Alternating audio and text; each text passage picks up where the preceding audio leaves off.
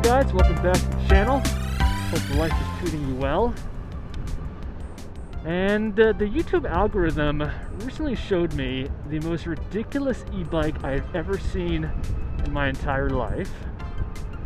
There's a massive truck behind me. There's no bike lane here, per usual. But this quote-unquote e-bike is 200 pounds.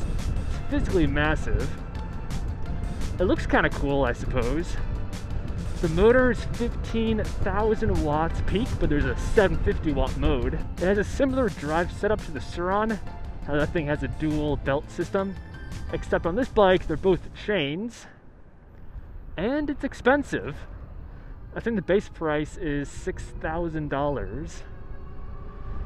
But let's be open-minded and take a deep dive into this bike, its specs, and what it's all about. Okay, so here's the bike itself, and before we do a detailed inspection, I think it's valuable to watch some riding footage of this bike. An electric moped, very similar to an Onyx, you know?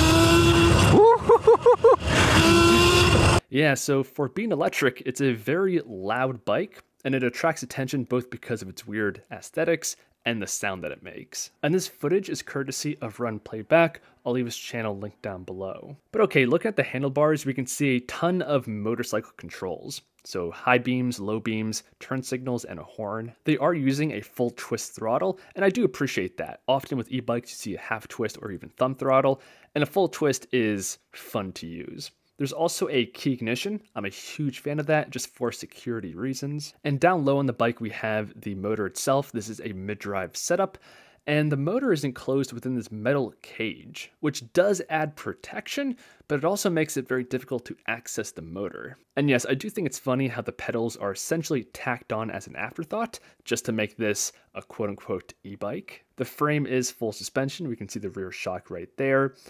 And I gotta say, the construction of this frame is extremely heavy duty. I mean, just take a look at the rear swing arm. I can see why the thing weighs 200 pounds. As you would expect, the brake calipers are super heavy duty, motorcycle grade. And this right here has to be the coolest single feature of this bike. The entire bench, the seat, lifts up, giving you direct, easy access to all the major internals of the bike. And I gotta say, having this feature makes me like the funky aesthetic of the bike a little bit more because there's actually a functional purpose to this shape. We can see in the front we have access to the massive battery, more on the actual specs in a second, and in the back we have direct and easy access to the controller. But a weird side effect of this design is that the entire top of this bench is the seat. It looks comfy, there's like 2.5 inches of padding, but it is unconventional.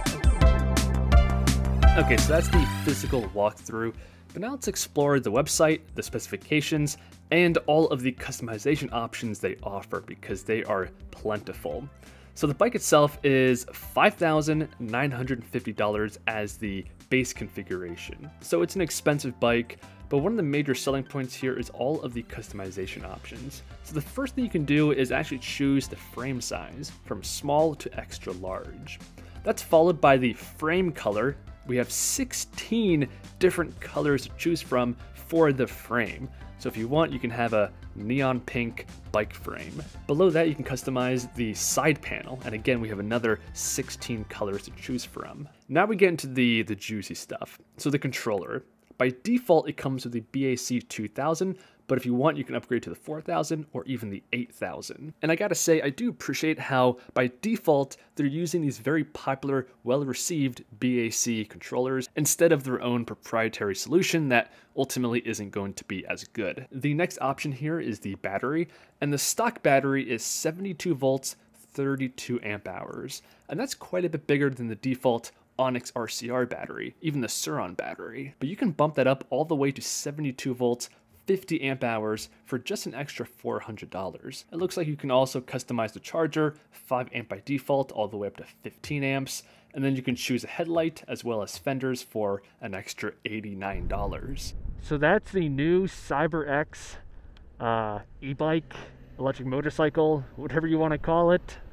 What do you guys think of it? Leave a comment. If you want my hot take, I mean, it's cool, it's unique. If you want something like this, then I mean, there's nothing else like it. But I don't think slapping pedals on this thing makes it an e-bike. Just being honest, you can register it. It does have a VIN number and all the necessary requirements to be street legal. So you might have to go in that direction. That's probably the way I would do it if I had this bike. But I don't think I would buy this because, I mean, it's expensive, but just aesthetically, I'm not the biggest fan of it. And it's 200 pounds. I'm a fan of lightweight, nimble bikes, kind of like what I'm on right now. This thing is like only 75 pounds. So 200 is a bit too much for me. But that's just my opinion. Hope you guys enjoyed. If you did, like, subscribe, and I'll see you guys in the next one. Peace.